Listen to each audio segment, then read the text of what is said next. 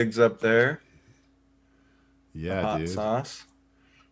That's And supposed to... then I decided I should probably try to rep the Superflex League. Nice. Got a little Hey, J stuff. Herbs there. That's hilarious. And then, Oh yeah, baby. Kareem Hunt. That's long overdue right there. yeah, and then I'm That's getting pretty. a Rogers one to put here. Oh, hey, Raj. Is it But him as a quarterback or him as a Jeopardy host? it's a quarterback. It's Okay. actually the Super Bowl one, which is pretty Oh, cool. nice. That's fucking. I dope. do think it'd be cool if they made one of him as a Jeopardy host because That would be sweet to add it to the because I actually kind of want to get all the Rogers pops now. So to have that one would be really fun. or him in a State Farm commercial. Yeah, that'd be cool. The discount. Double check, double.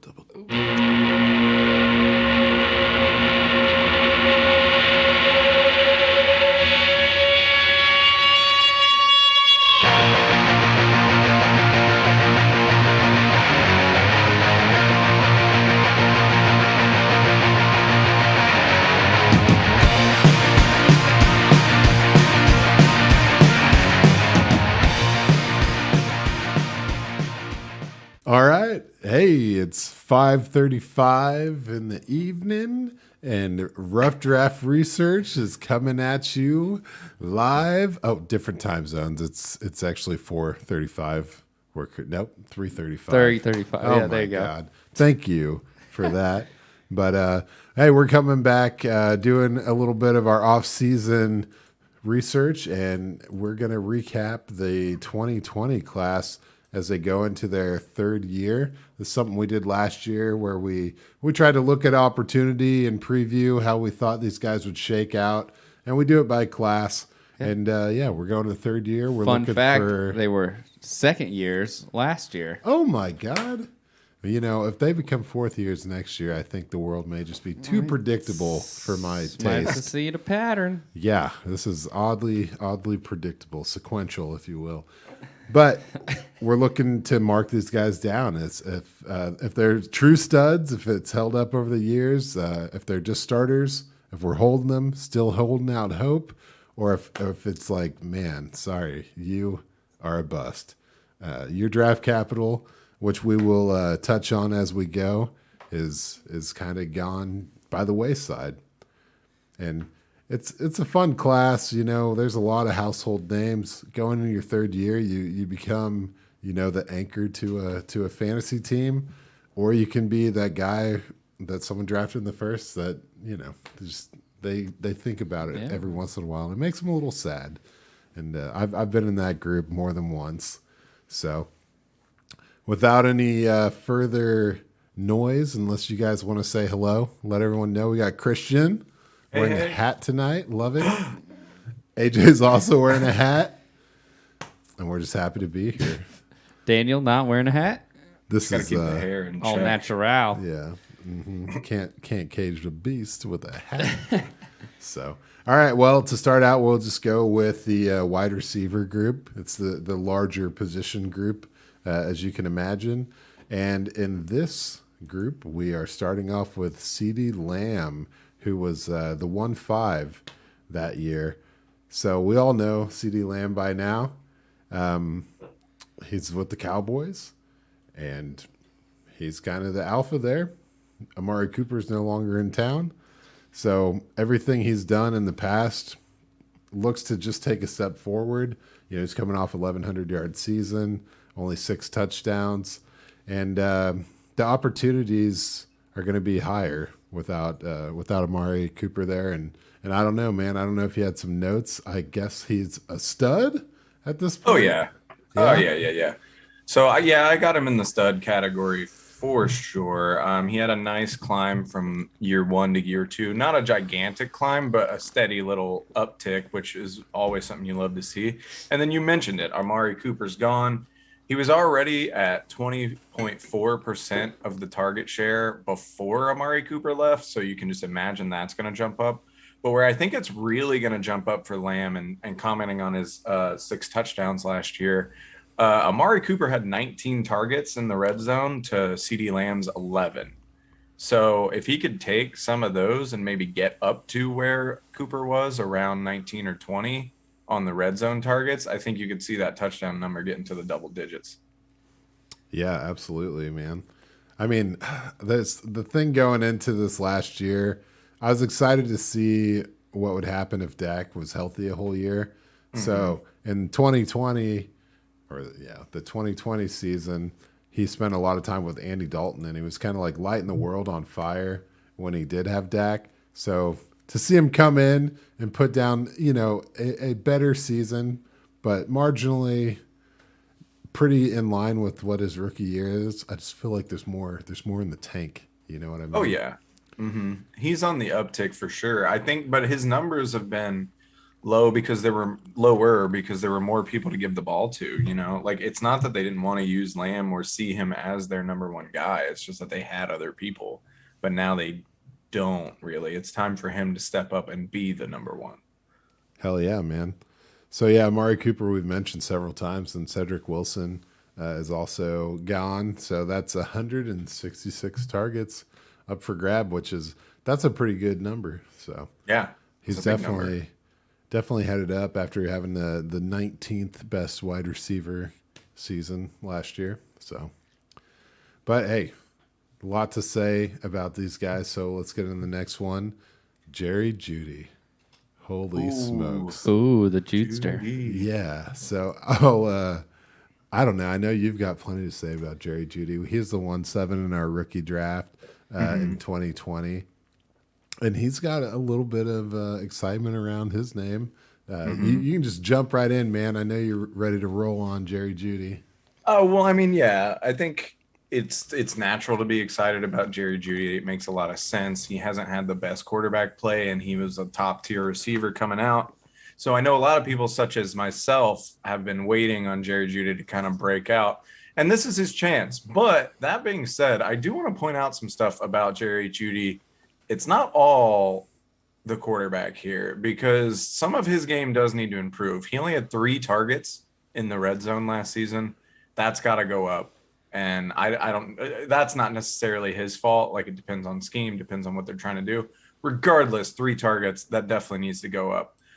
He didn't have the best target quality when thrown his way. It was ranked 64th in accuracy, according to Player Profiler. But his catch rate could go up as well, only 67.9% on his catch rate, which, it's good. It's not awesome though. So if that could go up so it's like, okay, he didn't have the best advantages, but he also wasn't making the most of the chances he got. So you hope that with Russ being there, more chances that are going to be on point. And then if Judy can just kind of actually take advantage of those chances, it's going to be huge. And then I guess we have to talk about it since it came out either yesterday or today. I can't remember. But all the off-season charges about Jerry Judy have already been dropped. So we're at least good there as far as like what was going on with him and everything. I don't know if you guys know the full story about everything that went down. I got my news from you, man. Okay, so basically Jerry Judy had charges against him for basically interfering in a domestic violence case, and it was his own case. And so the cops arrested him and he spent a night in jail. But the whole time, the woman that was involved with him, it's his baby mama or whatever, she was saying that he needed to be let out of jail because he never got physically violent. It was just an argument that got a little out of hand. They yelled at each other and seemed like, and this is all, go read about it. But basically Jerry Judy and her got in an argument. Jerry Judy didn't want her to leave and wasn't letting her leave, but wasn't getting violent or anything. It was just a loud argument that kind of went downhill. And so the judge immediately said, look, nothing illegal happened here. We're dropping these charges. So Jerry Judy should be all good to go. Obviously, the NFL can decide to punish him regardless of actual criminality. So we got to wait on that, but it seems like everything's in the clear. So I have Jerry Judy in the hold area here. He's getting a new quarterback. You got to see what he's going to do before you go super hard. But I'm very excited about him. My goodness. A hold. Holy shit. All right. I'll give it to you. I've got him as a starter, but I can understand the hold. Because, like you said, yeah, you got Russet passing the potato now, so you got to look out for that. My whole thing with Jerry Judy, sorry. You know, he came off hitting the ground hard. He caught 6 or 7 targets in week 1 with 72 yards, and that was before, you know, suffering that high ankle sprain in the third quarter. So, you know, who knows if that hadn't happened where that trajectory was going. And then he comes back and all of a sudden, you know, guts Cortland Sutton's targets. And so obviously it's a new setup there with Nathaniel Hackett. And like you're saying, Russell's in town. And there's extensions for Cortland Sutton. Tim Patrick's a dude that somebody is all about. So as far as new opportunity going into the year, it does limit his potential for growth. He just needs to stay happy, and healthy, and get out there and ball out. But damn, the hold. I like it. The hold is going to be basically for anybody that I haven't seen play with their new team, you know, because there's a few people I have on the hold that maybe we can talk about, but like with Judy, you know, like it's easy to say, and I've said it a bunch on this podcast, that all he needs is a good quarterback, but you know, like you still got to see it. Like he still hasn't produced in the NFL. So I'm not going to start him week 1 just because he has Russell Wilson on his team. I want to see it. You know, like I want to see how the whole team works. Yeah, no doubt, man. I'm with you on it. So, are you saying words out loud, AJ? Oh, I was just gonna say the extension of Cortland Sutton and as well as Tim Patrick. You know, they're not extending Judy quite yet, so yeah, I think he needs to see something. So I see that angle for sure. Yeah. But hopefully, I mean, Judy's potentially got, 3 more years on before that. they have to, for sure. But like, yeah, I think he's gonna be a stud, and I could see him propelling all the way up to stud this season. But I'm just hold on it for now. Not with Sutton in the house. Unless you can't, unless he's your best option. That's a good wild card option to have for your best option. But I still would just wait before I started in week 1. Yeah, you know who a better option would be for your number 1 option? Jefferson? Probably Justin Jefferson. Yeah, no doubt on that. JJ. He was the 110 in this draft, Don't remind me. Yeah, if we all had time machines, everybody in America would just take turns using it to become the guy who drafted Justin Jefferson. It's like, this is a weird time loop because every time I go back to draft him, someone else just goes back right before I went back. You know what I mean? So it's a kind of a crazy world, but obvious stud. Obvious stud. Took a huge leap as far as he got 20 more targets in his second year and over 1,600 yards and 10 touchdowns. And I don't know what you're supposed to say about Justin Jefferson, but he's just killing it, man. Obviously Kirk Cousins is somewhat better than we thought, but it is what it is.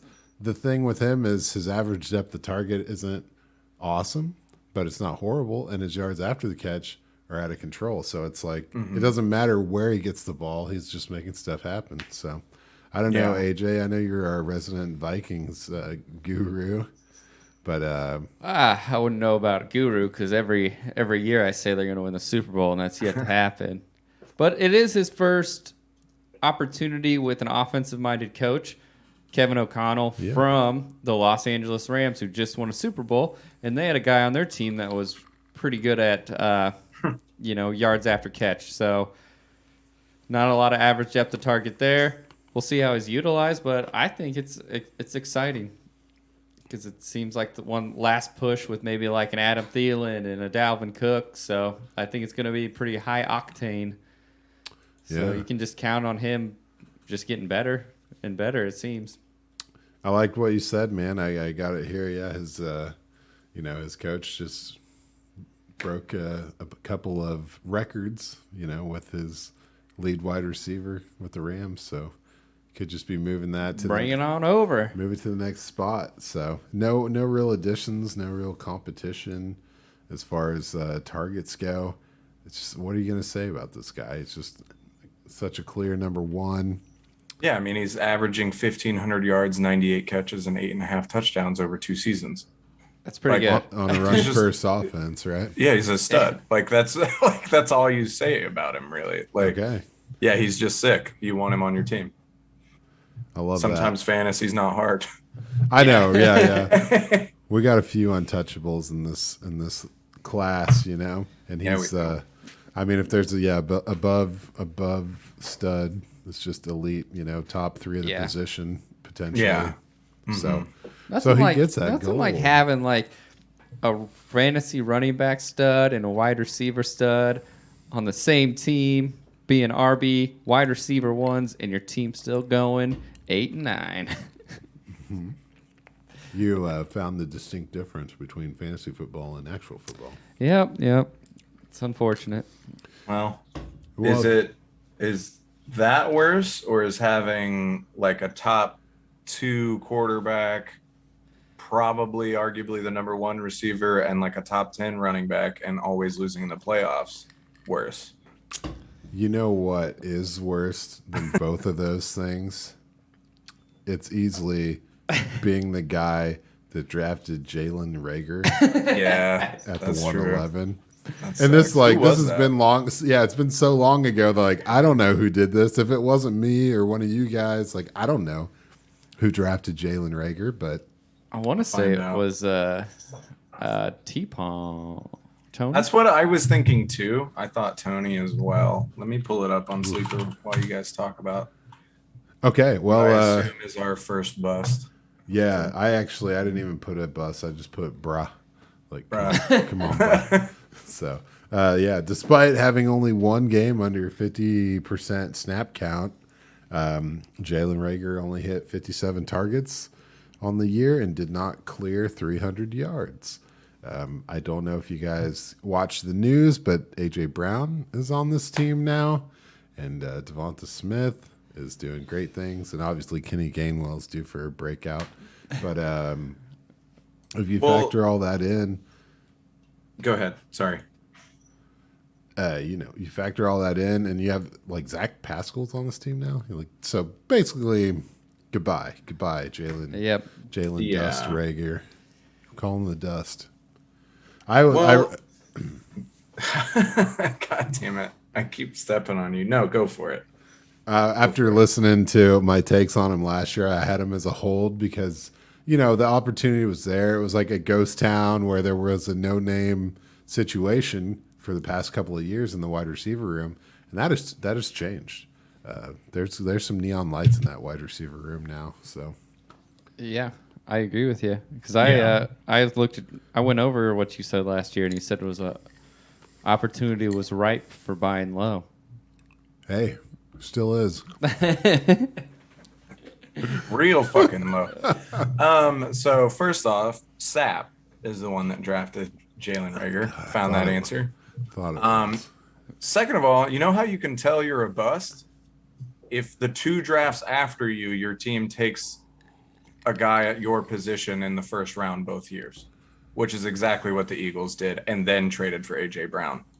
So, Yeah, But let's bounced him, man. Just shut him get down. out of here. not Or I only guess technically they didn't take 2 receivers, but they took one and traded for A.J. Brown. They left the first round with a wide a receiver each receiver. year. Yeah. That's good. Okay, bye. I don't need to tell you guys what's coming up next. Oh, gosh. Henry Ruggs. Yeah, we can just... I'd say bust. Yeah, definitely bust. I'm going to Yeah. spend a lot of... I said, damn. Whoops. So- I think that's what I put. Poor guy. Who drafted him? That sucks for you. How about Denzel Mims, guys? All right. I got to pick up the pace here. Denzel Mims, baby. He was drafted at the 2-4. A lot of optimism, a lot of hope. I recall saying that he seems like the lost guy after drafting Elijah Moore and then trading for Corey Davis. But there was still an opportunity, you know. And it's just hard to say that at all anymore. Yeah. Being how they got the Jets themselves have now got Garrett Wilson. So Yeah, that's the thing. I'm interested in Mims as a potential trade target, as far as like NFL trade target. Like he had the combine to like maybe make a team interested in him, but the man's also never had better than a triple digit fantasy finish. Um, gross. so he's a bust for sure until further notice. Because like, yeah, maybe if like Green Bay or I don't know, somebody traded for him, he'd be pretty interesting just due to his like athleticism. But eh, it's we've probably seen what we need to see from Mims. Yep. Yeah, he gets swept under the rug, although he is still a football player. So True. we'll see what happens. Sorry guys, this is a rough stretch right there. 3 busts in a row? Yeah. 3 busts in a row. Yep. Yep. So now let's see some sunlight here. Next up on the order was the 2-6 and 2-5, the 2-5, and it was T. Higgins. Now, hard to say he's a stud, but like, ooh, he's kind of got some juice, man. He's a stud. He's a stud? He's a Holy stud. smokes. All right, Got man, him you as heard a it here stud. first. I gotta step my game up. I'm over here calling him a starter. So yeah, I mean, it just shows what can happen, man. 2 years in a row. I'm rounding up a little bit, but that's 2 years in a row with triple digit targets to 3 wide receivers, even though Tyler Boyd only had 94 in 2021. We'll just call that practically triple digits. Yeah. And Higgins' work was consistent from 108 to 110 targets while missing 2 games. And 3 games. 3 games. There you go. And so it's like, yeah, Jamar Chase didn't take anything away from him. He only, it says, what is, at this point, I want to call Higgins a stud. There you go. Yeah. You saw it in print. No, yeah, I got him as a stud. Like you're saying, he had 110 targets, missed 3 games. He was averaging 8 almost. It was like 7.87 or something. So I rounded up to 8 targets per game. Yeah. So if you average that out for the next 3 games, he'd be at 134 targets on the season as the number 2 in his offense. And he out-targeted Jamar Chase in the red zone. Only by 3 targets, but still, like he is a viable option of that offense. And because we're going to talk about his quarterback later, I'll save a little bit for it. But I just think the Bengals are going to come out swinging. And I think you could see T. Higgins kind of – you could have – Jamar Chase is obviously the number 1 there, and he's like an incredible talent that who knows where he's going to go. But T. Higgins could be a number 1 on almost any team, in my opinion. And so, like – so you basically have 2 number 1s and a quarterback that's willing to get them the ball. So I'm rolling with both these guys as studs. I'd start them both if you could. Yeah. I love it, man. Stud muffin. All right. Well, I guess we'll see more of the same. There's not a lot of opening of the target pool in this offense. Uzama leaving 63 targets, but that's okay. That's okay. I'm with you. Offensive line, man, maybe a little more time in the pocket. Like you're saying, they're going to come out kicking ass, little tigers. Hell yeah. So, well, moving right along, I would say if I had to, that T. Higgins is worth a second. You know what I mean? Throwback. Yeah, definitely. Throwback. I like it. All right. Next up, we're at Michael Pittman, man. And gosh, this one makes me jealous. Like this guy I'm foaming for this year. So Michael Pittman goes at the 2-6. And he gets the huge upgrade at quarterback from Carson Wentz to Matt Ryan. But you're looking at an offense that last year was 27th in passing and 5th in rushing attempts. So you balance that a little bit, and you hope that Matt Ryan can just make it happen with him. There are a couple targets available. Zach Pascal's leaving. Has Ty really gone? Nobody ever knows. But that's 37 targets, and he's a clear alpha on this team.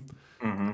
The only thing I kind of want to think about is what happened in the past with Matt Ryan and like the Julio red zone issues. Like I hope he doesn't end up in that Julio box where it's like they can't get the TD number that we're all wanting to match the production level. But he will be more or less sharing the field with some fresh-ish faces, maybe a healthy Paris Campbell. I consider him fresh at this point.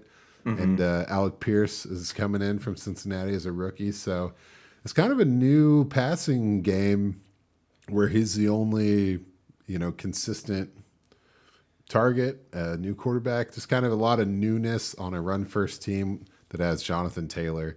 So anything could happen, but he did end up ranked 17th as a wide receiver last year, which I thought was pretty badass.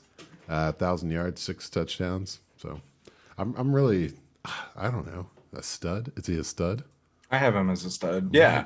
I mean, his targets jumped from 61 to 129 in his second year. Now he's got Matty Ice throwing him the ball, just like you talked about. That guy can put it anywhere. That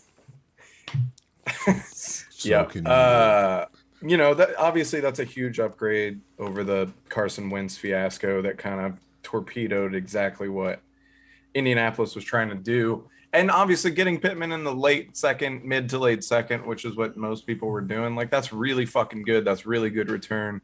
And yeah, I like Pittman a lot. I think he's a borderline stud. Like he's kind of right there. He could end up as a starter or a stud at the end of the year. I'm projecting upward as I like to do with the Colts, and which we kind of need to talk about because it hasn't really worked out for me that well. I always kind of think the Colts are going to be really good, and then they end up being whatever. But that's a topic for another pod. But yeah, I'm 100% with you. Pittman's the number one guy there, and I think Matt Ryan has plenty left in the tank to be able to make Pittman a productive fantasy wide receiver. Yeah. Yeah, I mean, his numbers are kind of iffy, but he's coming from an iffy situation into something solid. I like that, though. We do need to talk about how the Colts routinely disappoint and let us down in comparison to the expectations. And that will be on our next week's episode called Are the Colts the Chargers? That's a good one. Do the Chargers have to stop being the Chargers before the Colts can be? Like, do the Chargers actually have to win something before the Colts can then be the new Chargers? Yeah, I think that spectacular playoff situation shared by them, becomes like that's the glue, man. You can't separate the two at this point. Okay. We're all hoping both of these teams make the playoffs and do some cool stuff next year. So that would be fun. But Matt Ryan, he could have that Matt Stafford-esque redemption. He's looking for some redemption, and it seems like a good place to get it. So who else needs redemption? Every one of the 49ers, including Brandon Aiyuk. Where are we at? Where are we at with Aiyuk, man? I feel like you got something to say, right? I'll let you have it. I mean, I have him as a hold. He's just like, I'm giving Aiyuk one more year really to like see if he can ball out. He's so good in these like little stretches and kind of when you watch him on the field. So you see the potential and you see why people are excited about him, excited enough to trade a first and Allen Robinson for him. And you see that and you just want him to put it together consistently. And I don't know if it's Aiyuk's fault or if it's Kyle Shanahan's fault or whoever fucking fault it is. It doesn't really matter because at the end of the day, Aiyuk's just not consistent enough for me to get super duper excited about him. But if him and Kyle Shanahan could get on the same page, there's absolutely potential there that could skyrocket him into a starter and maybe even a stud at some point. but you just got to do it. I don't know. It's one of those mind-boggling things that you just stare at and you're like, why is this not translating into at least more than what it is? Like he's almost like worse than what he should be. Is that making sense? I don't know, but I like Aiyuk a lot. I like his potential, but I'm holding on him. Yeah, he's like if the Colts were a football player. He's got so much potential, and then he just goes out there and does the same thing every year, and we're like, you're better than this, right? Like you have to be better than this. Like we've seen you be better than this. Why are you doing this? Yeah, it was kind of an unfortunate thing to unfold the way it did.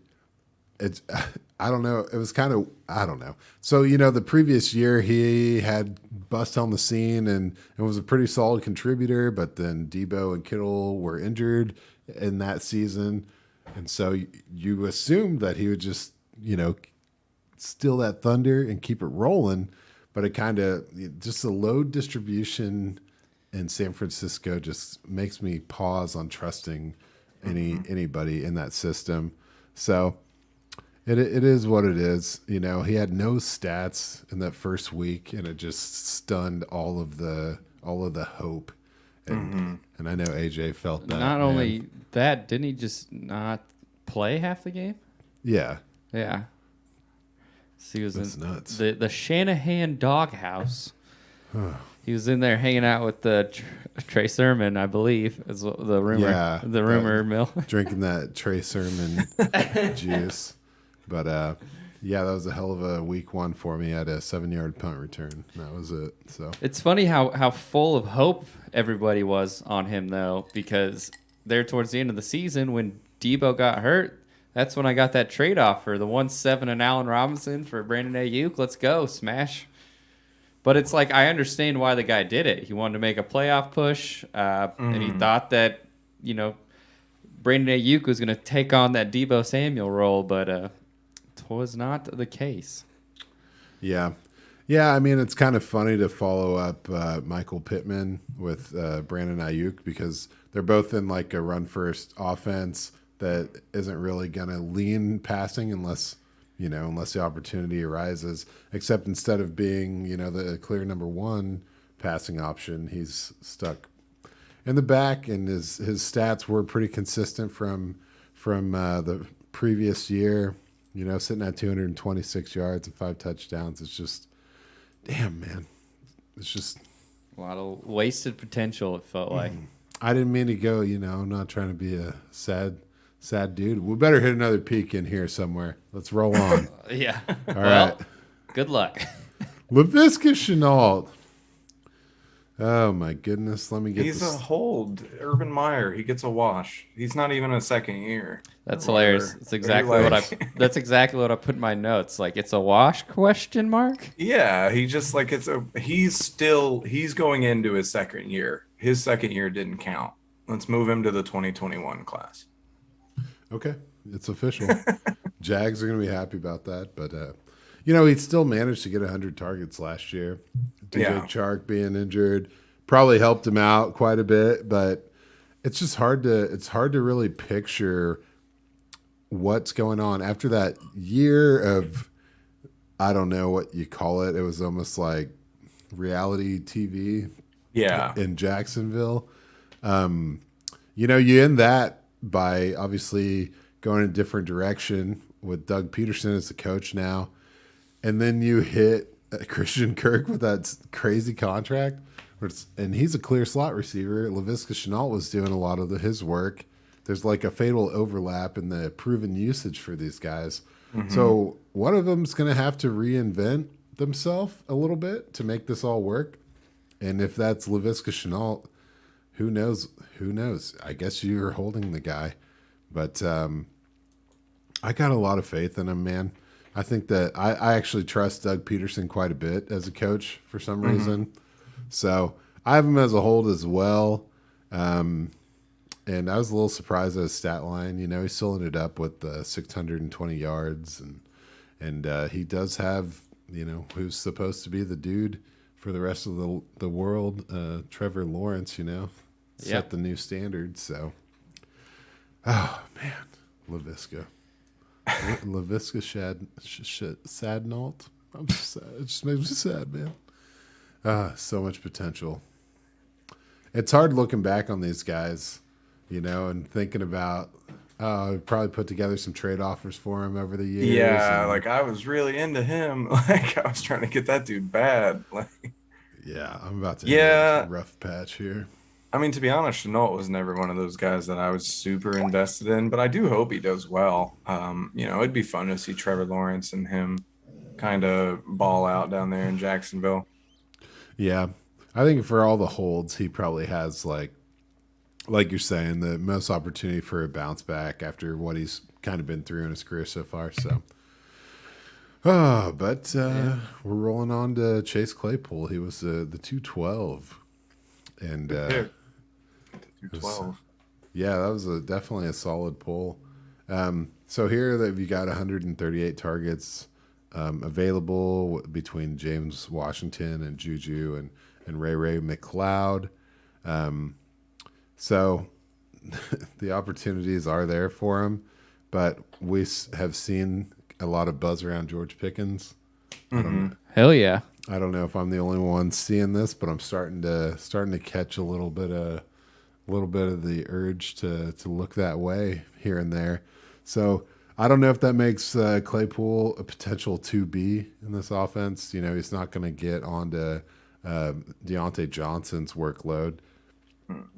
But, I mean, he still did have a great year. It's 860 yards. But the big regression for him was going from 9 touchdowns as a rookie to only 2 touchdowns last year. And that hurts pretty bad in the fantasy world. Yeah. So he still was 37th, and he missed a couple of games there too. You look at a season where Najee Harris had almost 100 targets. Pat Freiermuth's on the way up. You think if he gets surpassed for that number 2 role, what happens? I still have him as a starter, but this one is really confusing me. I actually have him as a hold. Okay. Because Pickens is too good of a player to not leave me with some question marks about Claypool. But he did have that incredible rookie year, and now you're thinking maybe it's an upgrade at quarterback. I know that sounds weird because I'm with you.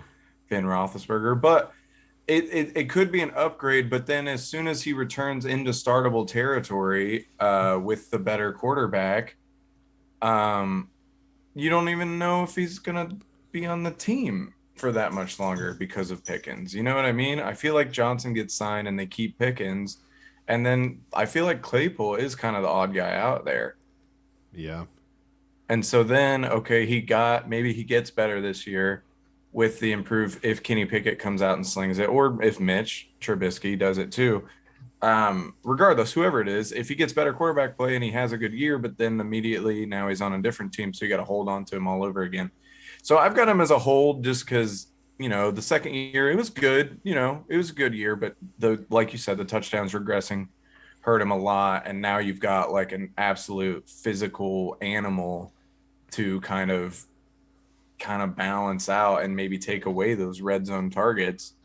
Pickens can kind of dominate in there if you give him the chance. So I don't know. I have too many questions about Claypool to really rely on him as a weekly starter.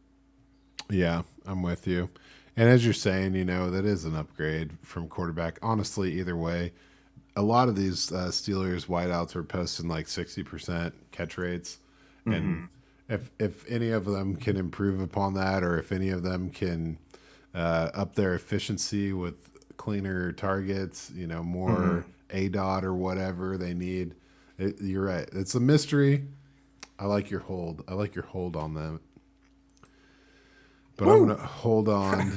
Yeah, I know. I just going to totally agree with you all the way on that. You know who I have as a hold, I'm holding on hope for Bryan Edwards. You know what I mean? Me too, yeah. This is a guy that definitely listened to some old Tony Braxton, thinking about him, just the ups and downs that have been the Bryan Edwards relationship that I've had to trade for him, through a Deontay Johnson his way. You know, it was a low moment in my life, but I like to think I learned from it. I'm better because of it. So we'll just go with that. Just trust me. So Bryan Edwards ends up going to Atlanta. You don't really hear a ton about rookies being traded on their rookie contract, or Yeah. players traded on their rookie contract, but something happened in the regime change. But I don't hate it. You know, there's a huge opening at targets. I have like over 200 if you're counting Russell Gage and Calvin Ridley, and Tajay Sharp was still productive in that offense somehow, and then Hayden Hurst. So Drake London comes to town.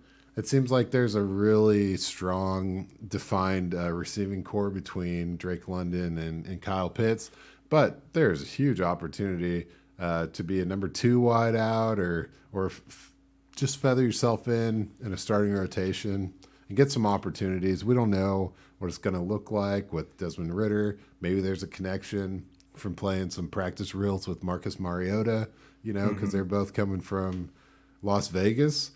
So I got him as a hold. Surprisingly to me, he ended up as like the 64th receiver last year, which doesn't like sound amazing. But if you think Bryan Edwards, you almost think disappointment. But the guy posted over 500 yards, had 3 touchdowns, had a couple of clean games. But we don't have to. You don't have to park it on Bryan Edwards. Oh no, I echo kind of everything you said, but a guy, he's going to be a hold. He just got traded to a new team. Like, he has to be a hold. Sure. There's no point. His value isn't going to be worth trading him, and you don't want to cut him. So just logically, he has to be a hold. Because at worst, he's what, the number 3 there? At worst, Right. So yeah, go for it. Let's see what happens. Am I super convinced that he's going to blow up and be the number 2 to Drake London? No, but he has a chance to be, so you might as well hold on to him. Right on. He was never going to be a starter, right? We all know that. Do you? Yeah. With the move, do you like him better now? Yeah. Oh yeah, big time. Okay. Because if he'd stayed, I would have had him as a bust if he stayed in Oakland.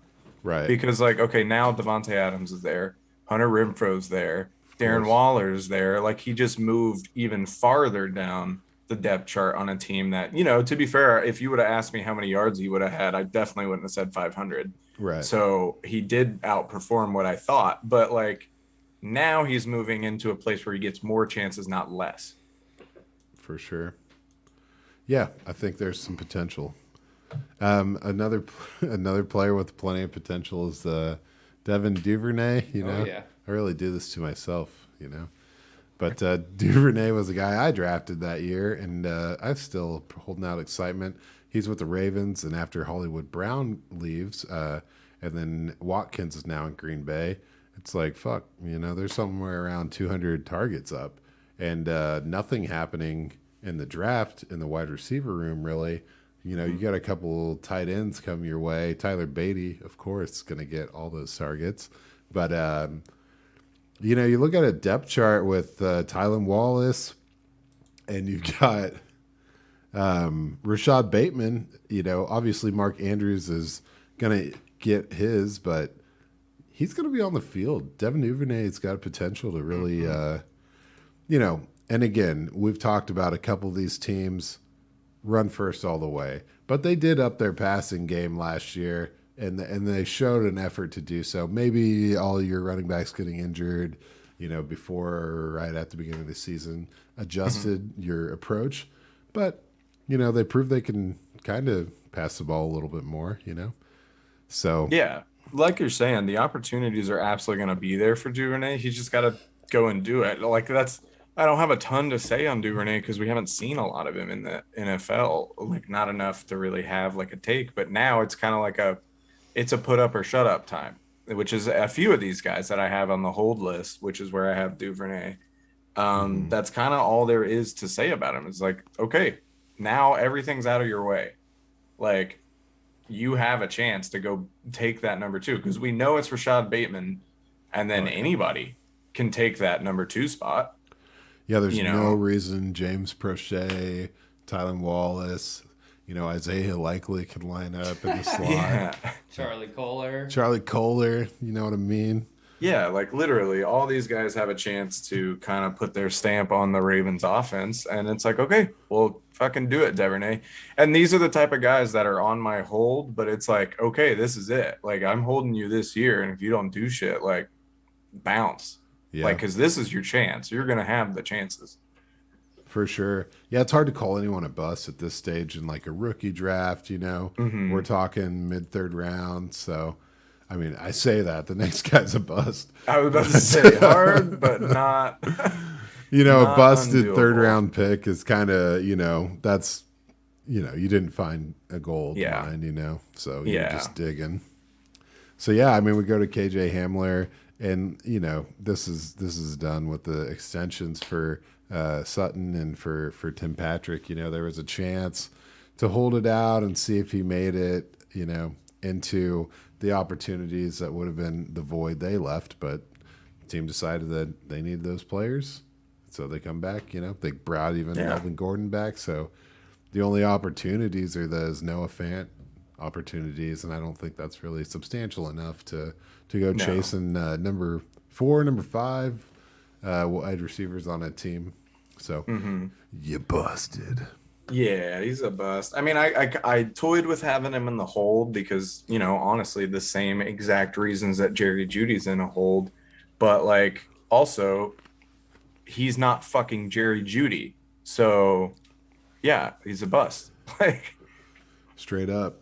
Yeah, second round draft pick, but not so much. yeah, he hasn't even done, and like, he just hasn't been on the field enough for you to even care almost. You know what I mean? 5 catches last year. Yeah, like, That's okay. like, why are we talking about this guy, right? Am I right? Yeah. So cool. Next guy up is Van Jefferson. Oh man, I am a bottom feeder when it comes to hopes and dreams. All you have to do is make eye contact with me, and I'll be like, "You're the next wide receiver 1." Let me tell you what I could do for you on my fantasy team. So, but you got going into last year, there were targets available for him. I was hoping he'd slide into that Josh Reynolds role. And, he ended up doing pretty good. Robert Woods getting injured didn't really hurt him too much. But if we're looking here at this team, Allen Robinson's coming to town. And so it's so unpredictable to get your hopes up about Van Jefferson kind of taking the next step. This is another guy with a surprising stat line, 800 yards last year. That's pretty cool. Really? Yeah, I wouldn't have bet on that. He was the 36th wide receiver on the year. Pretty cool. 6 touchdowns. But there are over 100 targets if you count the OBJ stuff and the Robert Woods, and I don't know. I just don't see him stepping it up too much more. I feel like he kind of, I don't know if he let the team down slightly, or I don't want to say let the team down, but he didn't look extremely trustworthy in the postseason. That kind of stuck out to me. And I thought that was kind of an indication of maybe he is what he needs to be to them, and they're not hoping for more. You're behind Cooper Kupp. You're behind Allen Robinson. Where does that put you on my fantasy lineup, even though you have proven that you can be a valuable flex play? So that's where I'm at. Yeah, and so what scares me is, obviously Cooper Kupp and obviously Allen Robinson, but Sean McVay keeps talking about wanting to bring OBJ back. Oh, sure. Like, obviously I don't know that he's necessarily gonna. It could be all just words to kind of do his boy OBJ a favor and kind of build his stock. But regardless, he's talking about adding another wide receiver, and that would just move him even farther down. I actually lumped him in a category with another guy we're about to talk about with Donovan Peoples-Jones, and it was just, I don't know what to do with these guys or say about these guys, because I think they can be good players, but just for some reason they're not. And then there are other people there, and they're just kind of in this weird in between where I don't know. Like, I ultimately I put them as almost like a subcategory of hold that was like, I don't know what to do, because I don't want to cut either of these guys, but also it makes it, they themselves make it really hard to want to hold them on a roster as well. because you just don't know. Like you look at that offense and you're like, great. So now he's the number 3 again. He was the number 3 last year, and it wasn't even. It took some injuries, really. Robert Woods went down, and then they brought in OBJ late, and so it's like I'd have to see how much of that production was in that little in between area. Or I guess no, they signed Woods or signed OBJ, and Woods got hurt almost immediately, huh? Yeah. Okay, so never mind there. But, like it's just they don't get me excited enough to like really want to keep them, but then at the same time you look at their exactly what you're saying, 800 yards, never would have guessed that. So I guess like they need to be worth hold or they are worth holding because they have that chance, but I don't know, they just don't get me very excited. Yeah, I'm with you, man. He had a couple 6-7 target games pretty consistently. There was a 9 and an 8 in there, and then, but what you're saying is he's not the dude. Like he's not the dude in LA, and he's not going to be the dude. So let's just keep an eye on him. But yeah, you can't cut him. But Yeah. like the day you need to start him is the day he's going to let you down. Kind of guy. So, well, I know you want to just jump into Donovan Peoples-Jones. Oh, I mean, I didn't really have a whole ton to say about Peoples-Jones, and that was kind of why I lumped him and Jefferson in. Yeah. Like Peoples-Jones has had moments where you're like, okay, like I can see where he fits into the offense, and then okay, well OBJ's gone, so then you think, oh well, then Donovan Peoples-Jones should do something. Well, he didn't really do anything incredible. So you're kind of like a little there, and then they bring in Amari Cooper, but now you have Deshaun Watson instead of Baker Mayfield, but then you don't know when Deshaun Watson's gonna fucking play. So it's like all these factors, and then it's like by the time if Deshaun Watson's suspended for the entire year, and so by the time you even get a look at Donovan Peoples-Jones with him, like, oh, maybe Peoples-Jones isn't even on the team anymore. Yeah. Like there's just so many question marks about Peoples-Jones that I don't really know what to do with him. If he was already on my roster, I'd find it really hard to cut him. But if he wasn't on my roster, I'd find it really hard to cut someone for him. For sure. Yeah, I hear that. Man, I did write up some notes, and you crushed it there. I was basically had him like pretty much clueless, not sure how it's going to shake out. But you got to look at 230 targets thereabout. If you're talking Rashad Higgins, Jarvis Landry, Austin Hooper, and OBJ.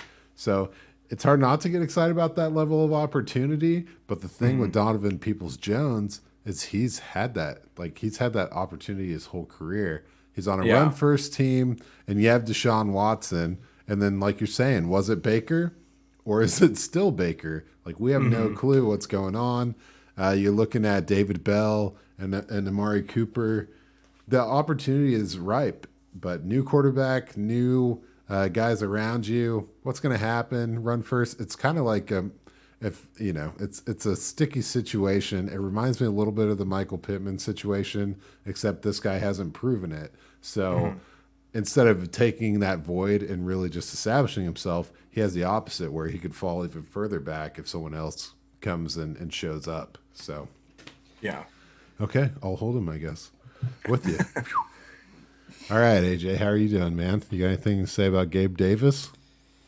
I did think it was interesting. Obviously had a lot of hype going into the season last year. Everyone was super interested.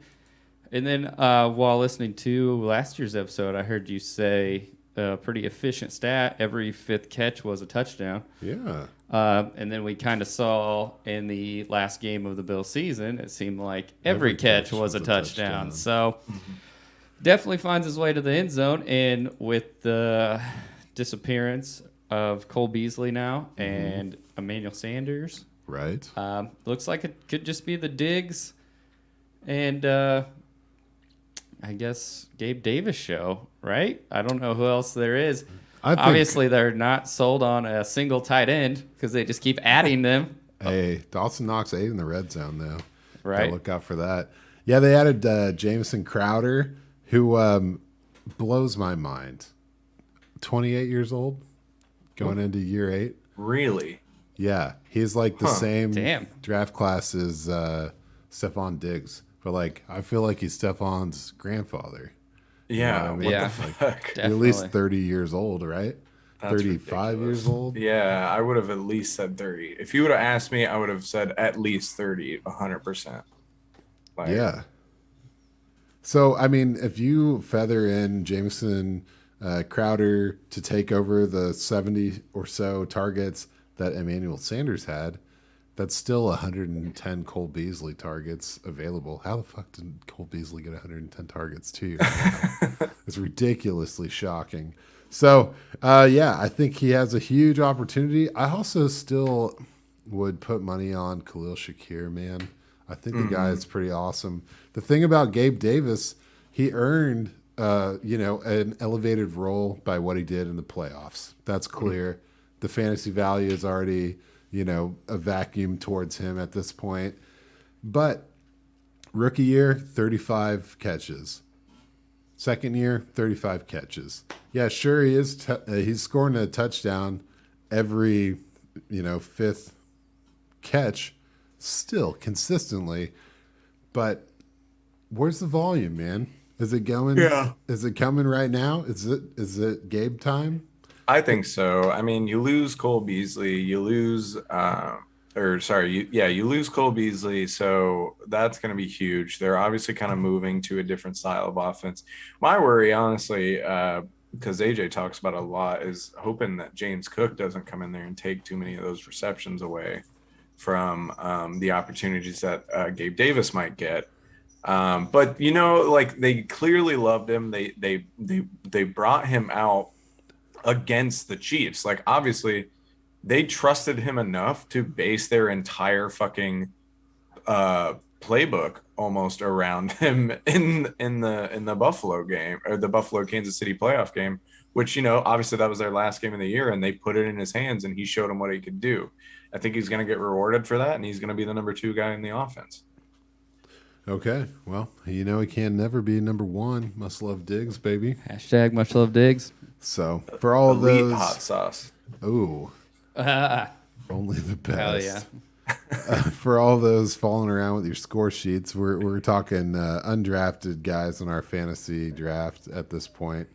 And the last guy I think that we're going to talk about is Darrell Mooney. Does he get a Mooney, yeah. I don't know about this team, but I think they're going full Mooney. I have him as a starter. I've got Gabe Davis as a starter too, I guess. But I do maybe too. Hold on while I start this dude real quick. Oh, well, let me throw out one more Gabe Davis stat then. I forgot because I couldn't find him, and then he's right above Darnell Mooney. His target share last year was only 10.9%. Yeah. And I think that's going to jump up huge. So that's kind of what I mean. Oh, yeah. I mean, how could it not? We all saw that's kind of happened. what I'm saying. Yeah, like it has to, or they're not going to be able to. Who else are they going to throw to? Yeah, why wouldn't you piggyback off that fucking amazing last game that he had? Just like fucking confidence can't be any higher, I would imagine. We all have a peak. Sometimes you peak at Arrowhead to end the season. That would have been a weird ride home. Yeah, man. Did you see that career game that we lost? Oh, man. Well, it's going to be a long couple months here. Here we go. Yeah. But if you're talking target share, I mean, Darnell Mooney, 26.7% on that. And 3 weeks of double-digit targets. Like, that was a weird way to go. Weird thing with that is most of those double-digit games, that was not with Justin Fields. So you're like, shit, what does that even mean? But it's not to fear, man. He's very established. 98 targets of the rookie year, 140 targets last year. He kind of, if you look at year to year, it's like he had the 100 targets, and Allen Robinson had that 100 plus, and he just like shifted up into that Allen Robinson target share. And then luckily for me, Cole Kmet got into that nearly 100 target role. And so it's obvious that Darnell Mooney's the alpha, super alpha. And Matt Nagy didn't get his 5th-year option picked up, so you got pretty much a new staff over there. Colts DC is in the house. Eberflus. But the offensive coordinator, quarterback coach Getsy. from the Packers, Yeah. So Getsy was one of Aaron Rodgers' boys that he talked about a lot. Anytime he would kind of start talking about coaches and people that that he likes and respects, Getsy's name was always like 3rd or 4th out of his mouth. So, Rodgers has a lot of respect for him. Definitely didn't want him to leave. I think some people honestly thought Getsy was going to take over as the OC in Green Bay after Hackett left. They went a different direction, and we'll see. I mean, I think Getsy working with a quarterback like Aaron Rodgers and then going to a quarterback like Justin Fields, kind of that same little improviser type role. He can move around. Obviously, Fields can move around much better than Aaron Rodgers, but he can move around. They can use him a lot more, roll him out a lot more. That was the thing, is you didn't really see Fields roll out very often last year, which didn't make any goddamn sense for a guy with the legs that he has.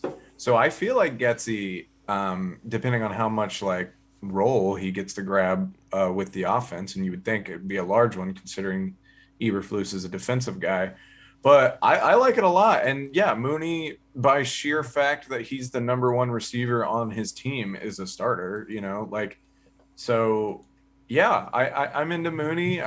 Maybe not long term necessarily. I think eventually they'll try to get a true alpha in there, and I don't know that Mooney ticks all my boxes as being a true alpha. But hey, like I said, a lot of people got put up or shut up years, and this is it for him too. He's the guy there, and he did well last year, but let's take it up a notch. Whew, man, crushed it. I'm with you on everything you just said. 2/3 of his catches were out of the slot, so he has no competition really. He can play wherever he's working on the field, like you're saying, plug and play. And he's the queen in this game. I don't know where I'm going with this chess reference. More of a bishop, probably, right? Yeah. But I mean, just circle back to something you said about Getsy and Aaron Rodgers really liking him.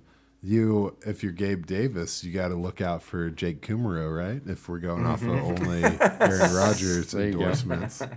So, okay, well, that kind of shuts it down on the wide receiver front for the 2020 class, going into 2022, 3rd year. Nothing to fear. Just gonna knock it out of here. Home runs only. Only home runs. Wrong score, bud. Oh shit, my bad.